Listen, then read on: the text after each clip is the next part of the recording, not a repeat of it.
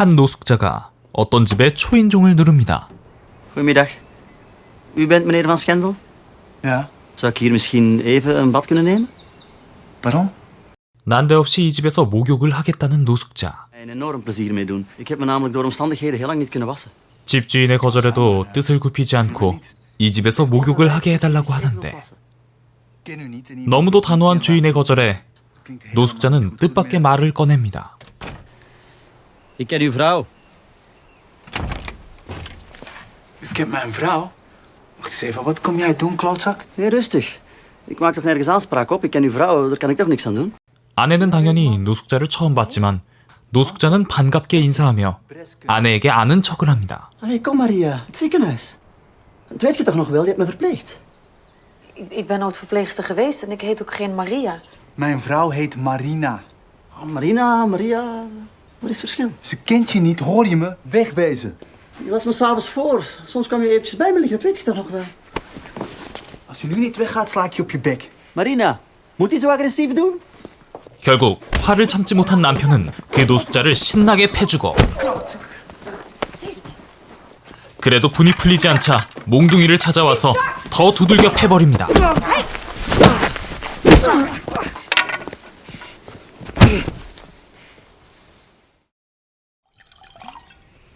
그날 밤 Ik ben hier. 혼자 있는 아내를 부르는 누군가의 목소리. 그 목소리가 있는 곳을 따라가자 그곳에는 낮에 목욕을 시켜달라던 노숙자가 숨어 있었습니다. 남편의 구타로 다친 노숙자를 본 착한 아내는 남편 몰래 그를 치료해주고 그에게 식사와 목욕을 제공해줍니다. 갈 곳 없는 노숙자에게 남편 몰래 하룻밤만 쓰지 않는 별채에 재우게 되는데 Welterusten. 멀어져가는 아내의 뒷모습을 바라보는 노숙자의 눈빛이 심상치 않습니다. 다음 날 아내는 남편과 아이들이 집을 나서자 바로 별채로 가 노숙자에게 이만 나가달라고 하는데 Ik zou het op prijs stellen als je weggaat. Moet ik weg? Alsjeblieft. Soep, 1 overnachting en het leed is afgekocht. Ik heb overal pijn. 순순히 나갈 생각이 없어 보이는 노숙자. Al van een verpleegster, het spijt me. 결국 마음이 약해진 아내는 노숙자를 내쫓지 못합니다. Deze ontbijt. 그렇게 남편 몰래 집에 머무르게 된 노숙자는 처음에는 조심스럽게 행동하는데요. 갈수록 이 노숙자는 점점 대범하게 이 집을 돌아다니고 심지어는 아이들과도 접촉합니다. Weliswaar niet zo groot, maar iedereen wist dat hij heel diep was. 그리고 결국 이 집이 마음에 든 노숙자는 이 집의 정원사를 몰래 독살하고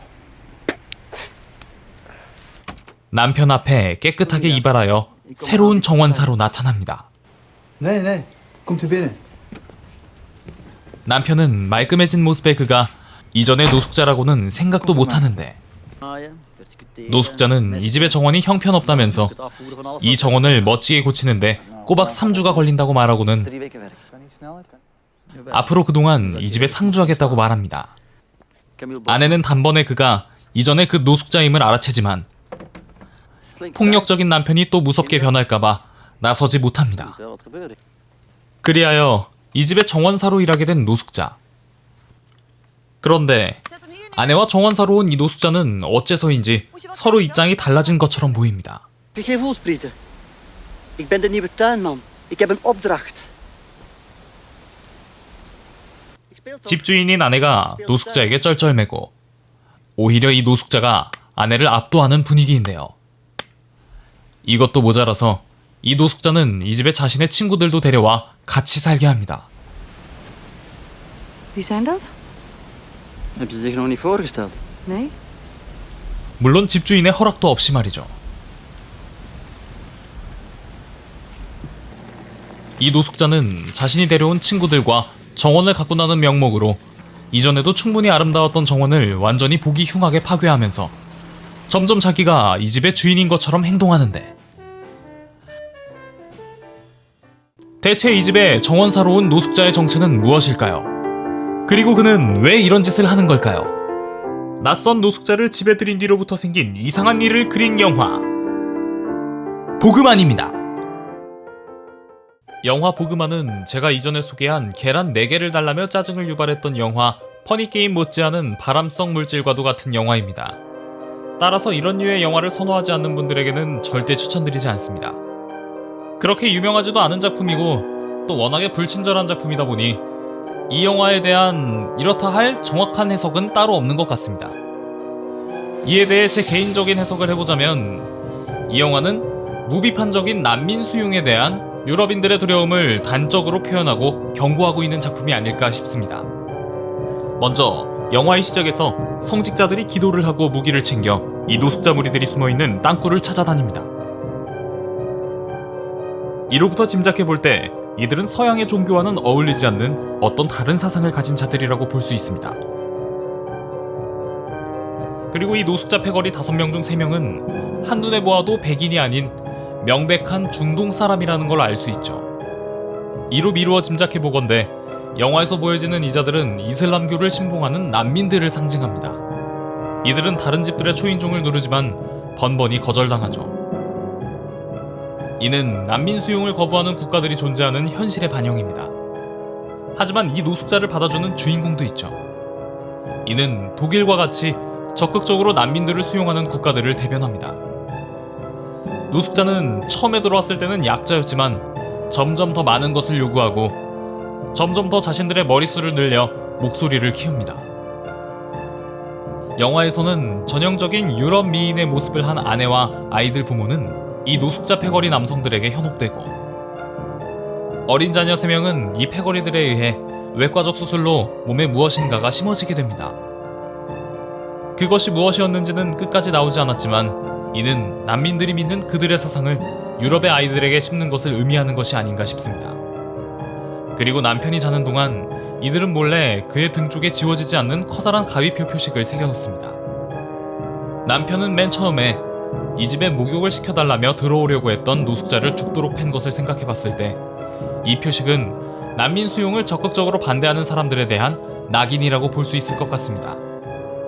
이들은 결국 처음에는 너무도 아름다웠던 정원을 모두 다 파괴하고 남편과 아내를 죽여 땅에 묻고는 그곳에는 그들이 가져온 씨앗들을 뿌립니다.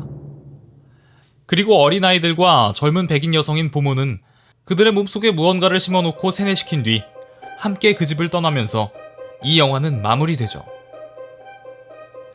제가 이 영화의 내용과 난민 수용 문제를 연결시킨 것이 조금은 억지일 수도 있겠지만 이런 제 의견을 뒷받침할 만한 내용들을 영화에서 굳이 더 찾아보자면 어린 딸이 곰인형을 못쓰게 망가뜨리는 장면이 있습니다. 이에 화가 난 아내는 딸에게 굳이 이 곰돌이는 비행기를 타고 멀리서 날아온 인형이다. 이 인형은 너처럼 운 좋게 이런 좋은 나라에서 태어나지 못한 아이가 만든 것이다 라고 합니다. 인형을 망가뜨린 게 당연히 화는 나겠지만 뭔가 이상할 정도로 디테일하게 어떤 의도에 포커스가 맞춰진 대사 같죠. 이를 보더라도 아내는 제3세계 문제에 대한 의식을 갖고 있는 사람으로 보입니다. 그리고 남편이 아내를 위로해주는 장면에서는 이런 대사가 나옵니다. Wij hebben het zo goed. Wij hebben geluk. We zijn geboren in het Westen en in het Westen heerst nou eenmaal welvaart. Daar kunnen we niks aan doen. 딱히 상황에 꼭 필요한 대사는 아니었는데 굳이 이런 대사를 넣었다는 건 분명 의도적이었다고 보입니다. 그리고 결정적인 장면이 하나 더 있는데요. 노숙자 패거리의 공격에 당해 집 앞에 쓰러진 한 남자를 어린 딸이 제일 먼저 발견하게 됩니다. 어린 딸은 조심스럽게 쓰러진 그 남자에게 다가가는데 몸을 움직일 수 없는 남자는 그 아이에게 사람들을 데려와 달라고 도움을 청하지만 아이는 돌로 남자의 머리를 내리쳐 죽이고 맙니다. 깨끗한 순수성을 대변하는 어린아이가 자기 집 앞에 쓰러진 낯선 남자를 돌로 내리쳐 죽인 이 장면은 낯선 자를 두려워하고 배척하는 것은 사실 인간의 당연한 본능이라고 역설하고 있는 것이죠. 자, 여기까지가 이 영화에 대한 저의 해석입니다. 영화 해석은 어디까지나 그 영화를 보고 느낀 바를 바탕으로 한 저의 주관적 해석일 뿐이지 제 해석에 대한 내용 그대로가 저의 사상이라고 오해하시는 분은 없었으면 하는 바람입니다. 앞서 이야기했지만 이 영화는 정말 보기 힘들 정도로 불친절한 영화입니다. 스트레스를 유발하는 짜증나는 장면들도 정말 많고요. 그래서인지 이 영화가 말하고자 하는 바가 무엇일까 하고 이를 해석하는데 더 도전정신을 불태우게 하는 영화인 것 같습니다. 혹시나 이 영화를 찾아보시고 저와는 또 다른 해석을 하신 분이 계시다면 댓글 남겨주세요. 제 채널에는 앞으로도 지극히 주관적인 제 리뷰와 해석들을 업로드할 테니까요. 저만의 지극히 주관적인 리뷰가 마음에 드신 분들은 구독, 좋아요, 알림 설정하시는 거 절대 잊지 마세요. 자, 그럼 지금까지 미노타우루스였습니다.